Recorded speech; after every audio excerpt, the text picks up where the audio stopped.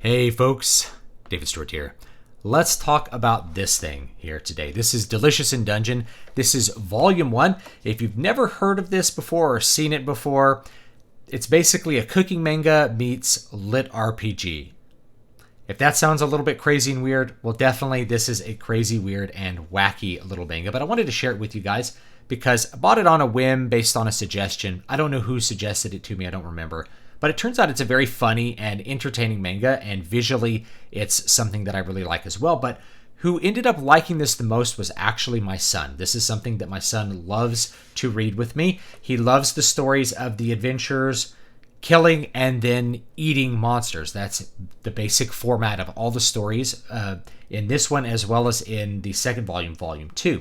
Now, Ryoko Kui does a pretty good job setting up the main sort of drive for what's going to occur and in the overall arc of all of the stories, as well as how the format of each story is going to proceed. So at the beginning, he basically does some direct exposition of the world in which these characters are going to inhabit, which is like an underground forgotten kingdom. So the dungeon is basically can be any kind of fantasy setting that he wants at that point, and he indeed uses a variety of them. Underground dungeons, castles that are kind of outside but are still somehow underground, plants, anything can exist in this dungeon based on this setup.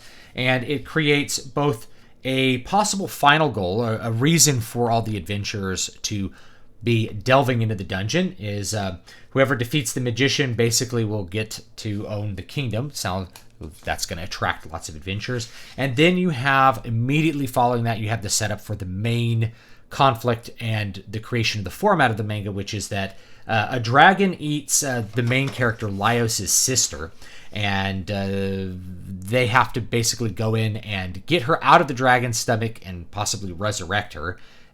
But they're out of money. So because they're out of money, they decide that they're going to save money by cooking monsters. And so after the intro, you get right into the first formatted story where they are going to kill a monster, eat it, or cook it and eat it. And so you have an attempt to cook these monsters in very different ways. Very oddly, my wife hates this manga. I don't know why. She goes, it's just gross and creepy. But I'm sitting there reading it to my son the other day, and she goes, it's making me hungry. Because it has these cooking manga elements to it. So it's lit RPG meets cooking manga. And the RPG elements is really that it leans on a lot of the tropes of things like Dungeons and Dragons. And in fact, I think if this were, say, a Western webcomic, it would totally make me think of a lot of the webcomics that were around at the end of the 90s and the early 2000s related to Ultima Online as well as EverQuest. So this could be an EverQuest comic. It's quite funny as it works, and even though it's bizarre that each episode is really focused on what are you going to kill and how are you going to cook it and how are you going to make a delicious meal out of it, it ends up being kind of held together by that setup. And I think what really carries it is the fact that you have a cast of characters who are funny. They interact with each other in a really funny way, and each of them has their own voice. And this might be a credit to the translator, Taylor Engel here, in that each character really has his or her own voice. There's many times where the speech bubbles are not connected to a particular character, or maybe they're being said by a character who's out of the frame. But it doesn't matter. We almost immediately can figure out who is actually saying that speech because of the way that they speak and the things that they talk about and their attitudes. So each of the characters has a very distinct personality and their own voice that makes them a lot of fun to read. So it is kind of like a dungeon party in an RPG, and each of them has their own little thing going on as far as their personality and their view of what they're doing. So of course there is Laios. He's like the main knight guy. He's like the fighter of the party. I think Marcille is a very funny foil to him. She's very anxious. She's like an elf mage, I guess. Very memeable as far as what she says. She doesn't like eating monsters, so she provides the main pushback against the drive to be eating all of the different monsters. And then you have Senshi join the party, and you also have this thief. I'm trying to remember his name right now, but it's escaping my mind. So sorry about that. But eventually you get a dwarven fellow named Senshi who is an expert at cooking. And of course, You have Marcille, who really doesn't want to believe in it. There's so many different frames of her having disgusted, frustrated, angry faces, but then really liking it. Wow, it's delicious. So the whole conflict of each little episode, you'd be surprised how many different variations of this conflict you can have. What are they going to cook? Is it going to be disgusting? Okay, Marcille wants to prove herself by figuring out how to catch mandrake roots or something. That's one of the episodes in this first volume. And so there's actually a lot of different variety as to who's doing what and where the character conflict arises, all centered around killing monsters and then eating them. So it's really, really unique. Very, very funny, very, very funny interactions, and a really unique little project here. One of the things that I also like about this manga is visually it's quite good. So they do a lot of, Ryoko Kui does a really good job framing action.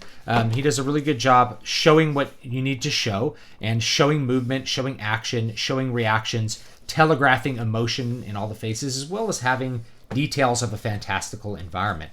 There's many cases where, you have action like this and you never really have to look twice at a panel to figure out exactly what's happening.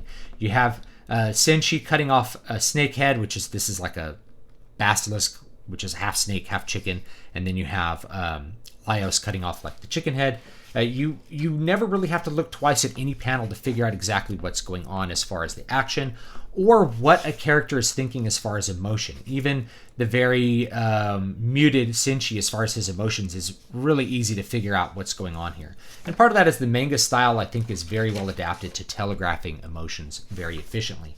But it does a really good job with it. So overall, I like it. I like the visual direction. I like the fantasy elements. I like the characters. And my son, who's 5, in case you're wondering, he really loves it. This is like one of his favorite things. And if he wants to read something in the graphic format like a comic or a manga, most of the time right now he's going to skip something like Spider-Man and he's going to go ask to read this instead.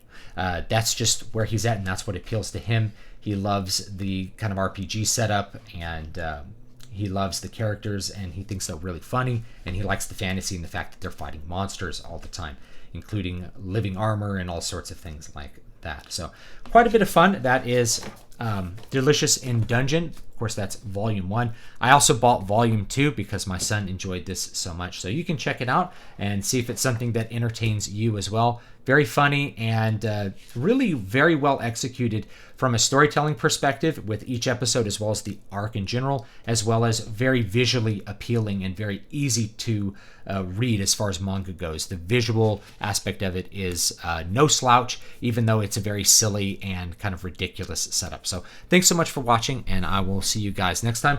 My newest book, Tyrant's Gallow, you can get that right now. It's a sequel to the first Moonsong book, City of Silver, so you should probably read that one first. That is fantasy, by the way, so fantasy, and then there's some guns. This one's where they go to Pirate Island. So anyway, I'll see you guys next time.